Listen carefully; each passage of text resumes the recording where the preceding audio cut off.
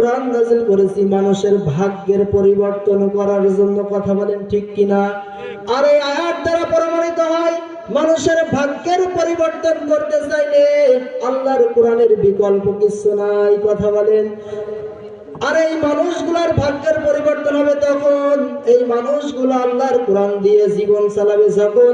আর এই কোরআনের বাইরে গেলে আমাদের কপালে দুর্ভিক্ষ, লাঞ্ছিত, অপমানিত আছে না নাই?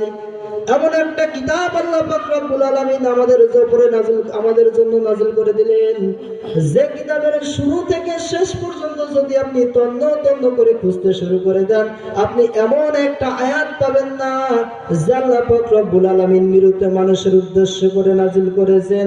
কিন্তু এই কোরআনের প্রতিটা সূরা, প্রতিটা আয়াত জীবিত মানুষকে উদ্দেশ্য করে নাযিল করেছেন কে?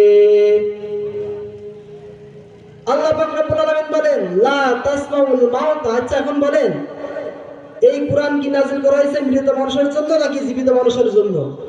এই কোরআন নাযিল করা হয়েছে জীবিত মানুষের জন্য।